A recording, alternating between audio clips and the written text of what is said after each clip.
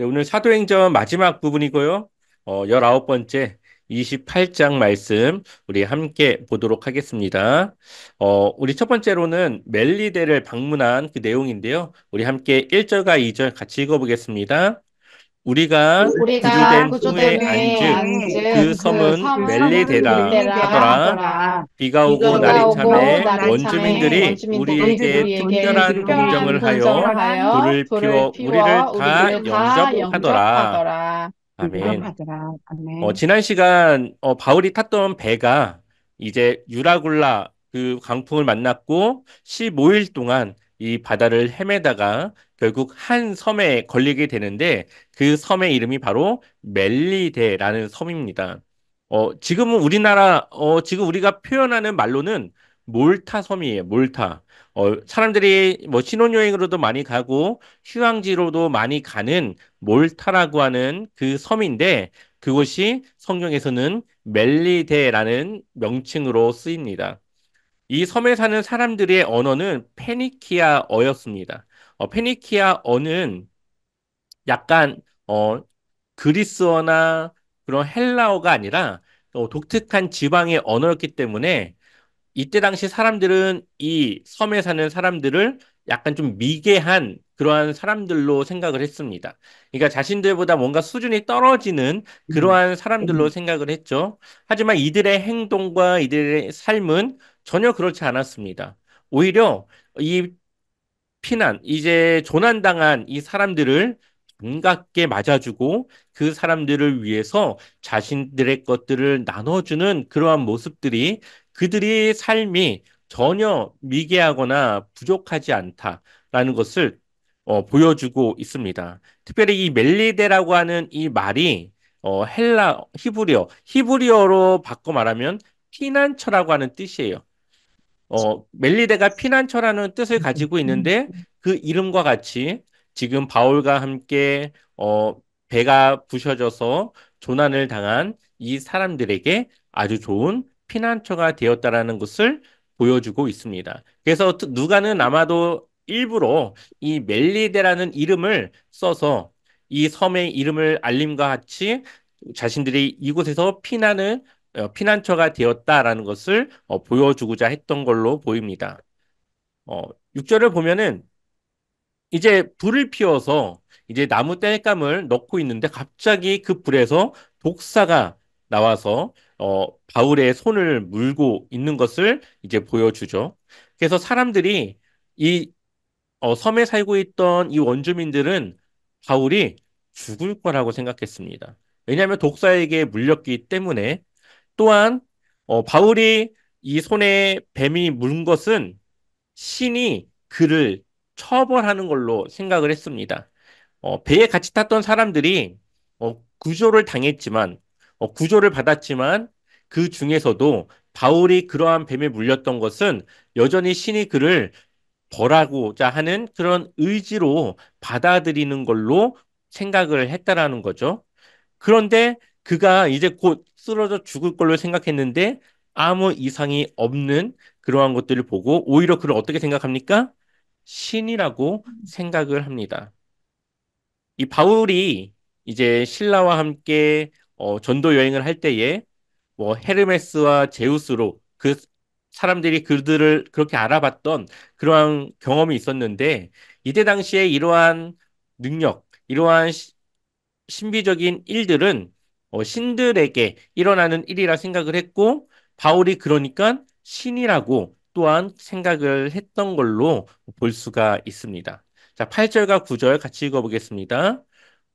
보블리오의 부친이 릴리오의 부친이 열병과 이질에 열병과 걸려 이질에 누워 걸려 누워 있거늘 있거늘 바울이 들어가서 바울이 들어가서 기도하고 기도하고 그에게 그에게 안수하여 낫게 안수하여 낫게 하매 하매 이러므로 섬 이러므로 섬 가운데 다른 가운데 병든 다른 사람들이 병든 와서 사람들이 와서 고침을 고침을 받고 받고 아멘. 아멘. 이 보블리오라고 하는 사람은 이 섬에서 첫 번째 가는 사람입니다. 그러니까 가장 높은 사람이라고 볼 수가 있겠죠. 근데 그 사람의 아버지가 이제 열병과 이질에 걸려 누워 있습니다. 이러한 병 이름을 기록할 수 있었던 것은 누가가 의사였기 때문에 그 병에 대한 정확한 이 병명을 알고 있었다라는 걸로 우리가 볼 수가 있습니다. 그런데 바울이 그들에게 기도하고 안수하여서 그 아버지를 낫게 합니다. 여기서 기도도 했지만 누가를 통해서 아마 의료적인 행위도 같이 일어나지 않았을까라는 생각을 해볼 수가 있습니다. 그래서 그 섬에 사는 많은 다른 병자들이 와서 고침을 받았고 이 바울을 통하여서 또다시 복음, 하나님의 능력, 또 하나님의 살아계심을 증거하는 기회로 삼게 되는 것을 보게 됩니다. 자, 11절, 12절 같이 읽어보겠습니다. 석 달 석 달 후에 후에 우리가 그 우리가 그 섬에서 겨울을 섬에서 난 겨울을 난 알렉산드리아 배를 알렉산드리아 타고 배를 타고 떠나니 떠나니 그 배의 그 머리 배의 머리 장식은 장식은 이오스 이오스 브로라 브로라 수라구사에 대고 수라구사에 대고 사흘을 사흘을 있다가 있다가 아멘. 아멘. 이들이 이제 겨울을 보내기 위해서 한 세 달 정도를 이 멜릴의 섬에 이제 정착하게 되었고, 또 겨울을 보내기 위해서 다른 알렉산드리아 배가 그 섬에 정박을 하고 있었던 것을 보게 됩니다. 그래서 그 정박했던 그 배를 타고 이제 다시 바울과 그 백부장과 다른 그런 죄수들과 함께 이제 로마로 향하는 여정이 또다시 시작되는 것을 보게 됩니다. 그래서 첫 번째로는 수라구사라고 하는 곳에 이제 정박을 해서 사흘을 있다가 또 레기온이라고 하는 곳에 하루를 머물고 또 다음날 보디올이라고 하는 곳에 이르게 됩니다. 자, 14절 같이 읽어볼까요? 함께 읽겠습니다. 거기서 거기서 형제들을 형제들을 만나 만나 그들의 그들의 청함을 청함을 받아 받아 이레를 이레를 함께 함께 머무니라. 머무니라. 그래서 우리는 그래서 이와 우리는 이와 같이 같이 로마로 로마로 가니라. 가니라. 아멘. 아멘. 자, 이 보디올이라고 하는 곳에 이제 가게 됐는데 거기서 누굴 만났습니까? 형제들을 만나요. 여기서 말하는 형제들이라고 하는 것은 그리스도인을 말합니다. 예수 그리스도를 구주로 믿는 그런 믿음을 고백하는 그리스도인들을 만나게 되었고 또 그들의 청함을 받아서 일주일 동안 그들과 함께 머무는 시간을 갖게 됩니다. 이것을 통해서 우리는 바울이 한 번도 로마를 간 적이 없지만 그 이전부터 로마에는 기독교가 있었고 많은 사람들이 그 기독교를 믿고 있는 상황이었음을 알 수가 있습니다. 자, 그리고 나서 그곳 형제들이 우리 소식을 듣고 아비오 광장과 트레이스 타베르네까지 맞으러 오니 바울이 그들을 보고 하나님께 감사하고 담대한 마음을 얻으니라. 아멘. 바울이 마지막에 하나님께 감사하고 담대한 마음을 얻었다라고 이야기를 하고 있죠. 바울은 로마를 가고 싶어 했습니다. 하지만 로마를 가지 못하는 상황이었습니다. 언제나 마음은 로마를 향해 있지만 그의 상황은 로마로 향할 수 없는 상황이었습니다. 그런데 이번에 가이사에게 상소를 함으로써 로마를 갈 기회가 있었습니다. 그리고 지금 로마를 향하기 3년 전에 바울은 이 로마 교회를 향해서 편지를 쓴 경험이 있습니다. 서로 만나지 않았고 단지 편지로만 그 이야기를 주게 되는데 바울의 마음에는 그들이 나를 어떻게 생각할까라고 하는 생각이 있었습니다.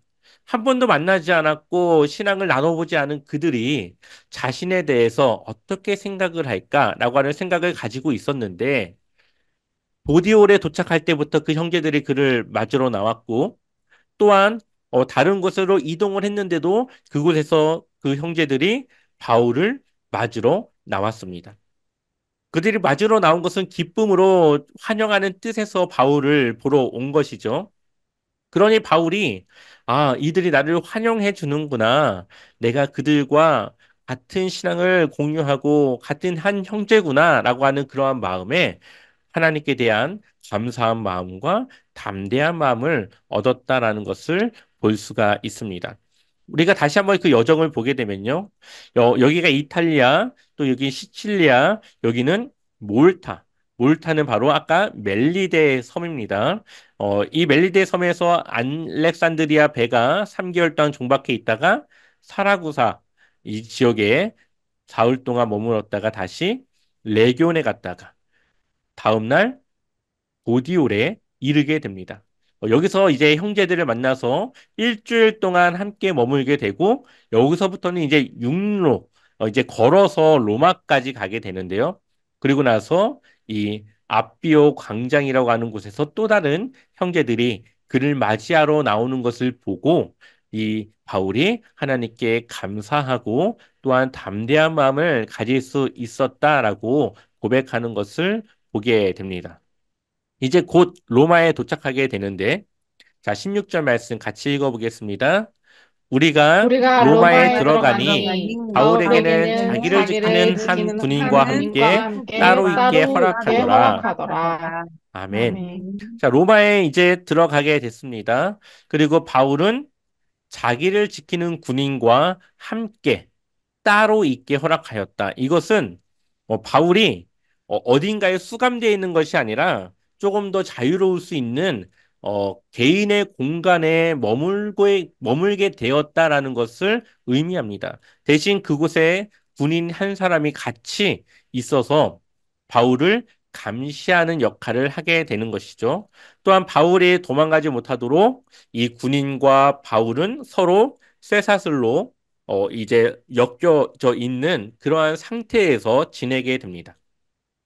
바울이 나갈 수는 없지만 그곳으로 사람들을 초청하거나 손님들이 바울을 만나러 올 수 있는 것은 허락되어지는 개인의 공간이었기 때문에 바울은 그곳에서 또다시 유대인들을 부르게 되죠. 자, 17절 같이 읽어보겠습니다.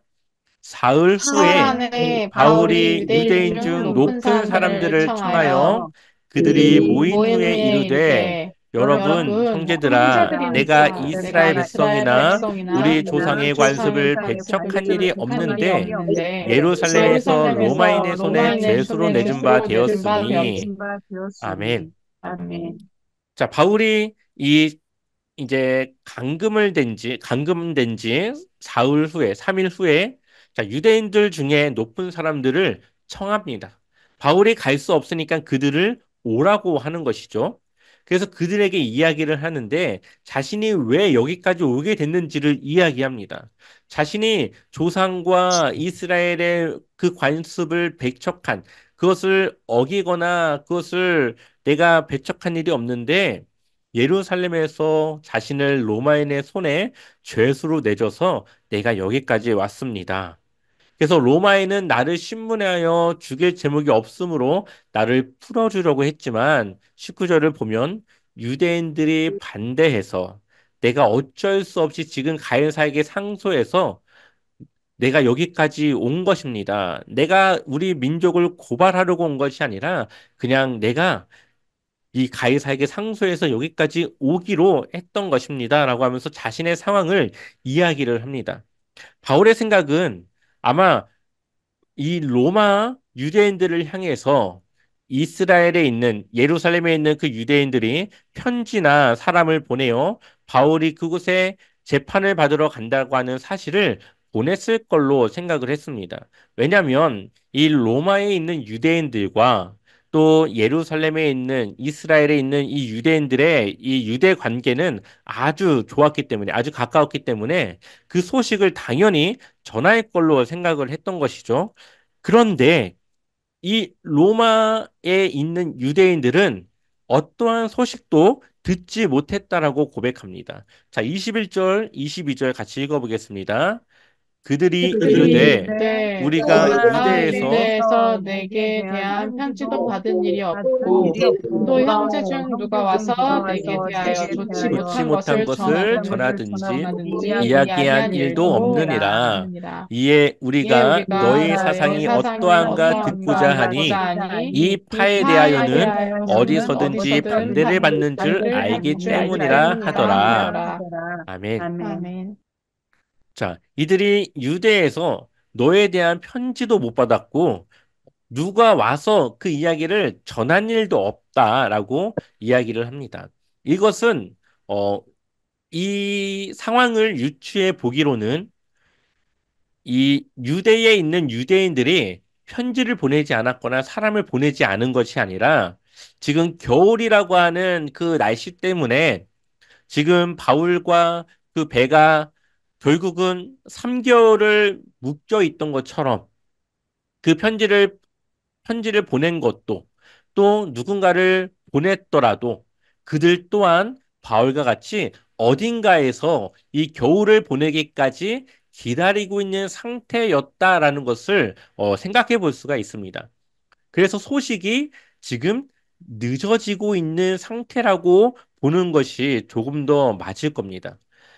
다행히 바울에 대한 어떠한 소식도 듣지 못한 그들에게 바울의 사상, 그들이 생각하는 것은 어, 나사렛 예수파, 이제 그들은 그렇게 생각을 하는 거죠.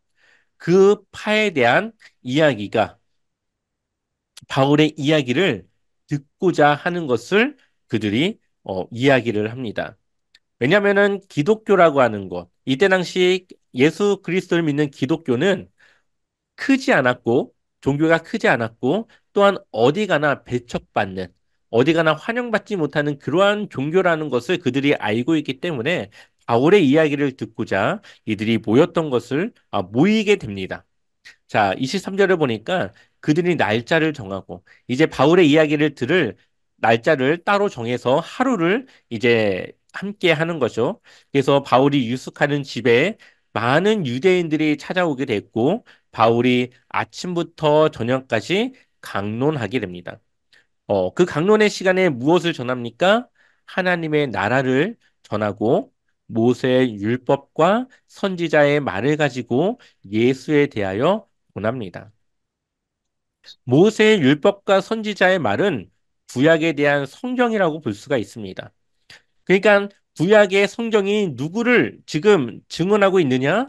예수님을 향한 이야기라는 것을 그들에게 이야기를 하고 그 예수 그리스도를 통해서 우리가 하나님의 나라를 살아가게 되는데 그것은 지금부터 우리가 지금 예수님을 믿는 그 순간부터 하나님 나라의 삶이 시작되어진다. 우리는 예수님을 믿음으로써 그 즉시 구원을 받게 되고 그 구원받은 사람의 삶은 지금 우리가 이 세상에서 살아가는 것처럼 죽음 이후에도 하나님과 함께 연속성에서 살아갈 수 있다라고 하는 하나님의 나라를 증언하게 되는 것이죠. 그때에 이 사람들이 믿는 사람들도 있고 믿지 아니하는 사람들도 있게 됩니다.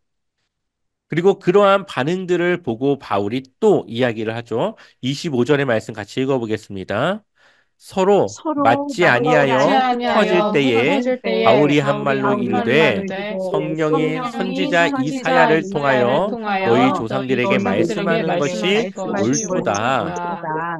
자, 이사야가 어떠한 말을 했습니까? 26절 같이 읽어보겠습니다. 일러스되 일렀을 때 이 이 백성에게 백성에게 가서 가서 말하기를 말하기를 너희가 너희가 듣기는 듣기는 들어도 들어도 도무지 도무지 깨닫지 깨닫지 못하며 못하며 보기는 보기는 보아도 보아도 도무지 도무지 알지 알지는 못하는도다. 못하는도다. 아멘. 아멘.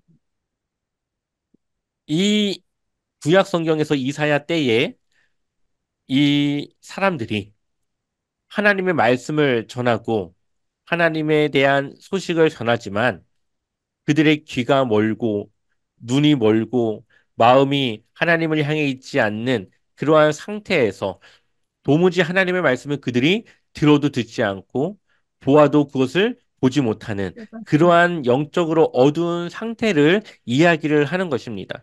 그런데 여전히 유대인들은 예수 그리스도를 받아들일 수 없는 영적 무지, 영적인 어두운 상태에 처해 있다라는 것을 이야기를 하는 거죠. 이 백성들의 마음이 우둔하여져서 그 귀로는 둔하게 듣고 그 눈은 감았으니 이는 눈으로 보고 귀로 듣고 마음으로 깨달아 돌아오면 내가 고쳐줄까 함이라 하였으니 아멘. 그러니까는 이 유대인들이 예수님에 대해서 아예 마음을 닫아버렸기 때문에 그들이 들어도 듣지 못하는 것이고 보아도 보지 못하는 것이죠. 그러니 그들이 조금만 마음을 열고 그 복음을 듣는다면 그들이 하나님께 돌아올 수 있지만 그들이 그렇게 닫고 있으니까 결국은 돌아오지 못하고 다시 새로워질 수 없는 그러한 상태에 있게 되었다라는 것을 말합니다. 그래서 어떻게 됩니까? 하나님의 구원이 어디로 보내졌어요? 이방인에게로 보내진 줄 알라. 그들은 그것을 들으니라. 오히려 하나님을 모르는 이방인들은 예수님에 대한 복음을 듣지만 하나님을 알고 그 약속한 메시아가 이 땅에 올 것을 알고 있는 유대인들은 여전히 예수님을 메시아로 인정하지 않고 그 복음을 듣지 못하는 그러한 상태에 있다라는 것을 보여주게 됩니다. 바울은 로마에 와서도 제일 먼저 누구에게 복음을 전합니까? 유대인들에게 복음을 전합니다. 바울의 전도 방식은 늘 똑같아요. 유대인들에게 전하고 그리고 이방인들에게 전하게 됐는데 이 유대인들은 여전히 하나님의 그 예수 그리스도에 대한 복음을 듣지 못하는 그러한 상태에 놓여져 있다는 것을 보여주면서 결국은 그 구원이 이방인에게로 예수님을 구주로 믿는 모든 사람들에게로 보내지게 된 것을 이야기를 합니다. 자, 30절, 31절 같이 읽어보겠습니다. 바울이 온 바울이 온 이태를 자기 이태를 셋집에 자기 셋지에 머물면서 머물면서 자기에게 오는 자기에게 오는 사람을 다 사람을 다 영접하고 영접하고 하나님의 나라를 하나님의 나라를 전파하며 전파하며 주 주 예수 예수 그리스도에 관한 그리스도에 모든 관한 것을 모든 것을 담대하게 담대하게 거침없이 거침없이 가르치더라. 가르치더라. 아멘. 아멘. 바울이 2년 동안 그 자기 셋집, 그러니까 바울이 지금 살고 있는 그곳은 바울이 아마도 월세를 내면서 그 집의 자기 소유의 자기의 집으로 이제 가지고 있으면서 이제 그곳에 오는 사람들을 영접하며 만났던 걸로 보게 됩니다. 근데 이때 당시 로마법으로는 약 18개월 아니면 16개월 정도 이제 그 사이에 모든 재판이 다 이루어졌던 걸로 역사적으로는 기록하고 있습니다. 그렇기 때문에 바울이 2년 동안 여전히 가이사에 대한 재판을 진행하지 못했다고 하는 것이 역사적으로 맞지 않다라는 이야기도 있습니다. 하지만 이때 당시 가이사 한 명에게 수많은 사람들이 재판을 받기 위해 기다리고 있다라는 상황을 보았을 때는 너무나도 많이 밀린 이 재판에 의해서 바울의 재판이 좀 뒤로 밀려서 충분히 2년이라고 하는 시간 동안에 재판을 받지 못하고 기다리는 상태에 있었다라는 것을 설명할 수 있다라고 이야기를 하죠. 그래서 바울은 그 자신에게 있는 그 2년이라고 하는 시간을 그냥 보내지 않고 무엇을 합니까? 하나님 나라를 전파하고 예수 그리스도에 관한 모든 것을 담대하게 거침없이 가르칩니다. 그의 몸은 묶여 있지만 그가 전하는 복음은 여전히 사람들에게 증거되고 있다라는 것을 볼 수가 있죠. 바울의 이러한 모습, 이렇게 하나님 나라를 전파하며 복음을 전하는 이 바울의 모습을 마지막으로 이 사도행전은 끝이 나게 됩니다.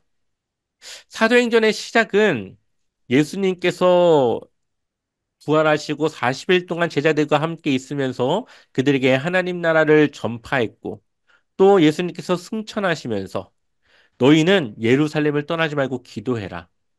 너희가 성령이 너희에게 임하면 너희가 권능을 받고 예루살렘과 온 유대와 사마리아와 땅끝까지 이르러 내 증인이 되리라 하시니라.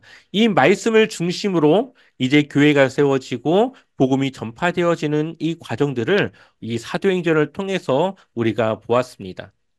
또 그 복음은 더 많은 사람들에 의해서 증거되어졌고 우리에게까지 복음이 전해졌다.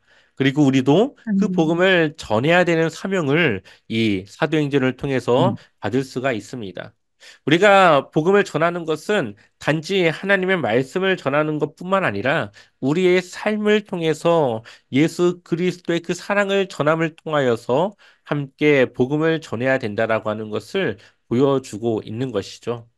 그래서 우리가 사도행전의 마지막은 바울이 복음을 전하는 걸로 전하고 있는 그러한 모습으로 끝났던 것처럼 여전히 복음은 증거되고 있고 여전히 복음은 또 다른 이웃에게 증거되어져야 될 걸로 이야기를 하고 있습니다. 아멘. 우리가 예수님을 믿는 그 삶이 나만 구원받는 것이 아니라 우리 주변에 구원받지 못한 그 사람들이 구원받을 수 있도록 그 복음을 증거하며 사랑을 전하며 그렇게 또 복음을 위해 살아가는 우리 제자와 함께 성도님들 되길 소망합니다.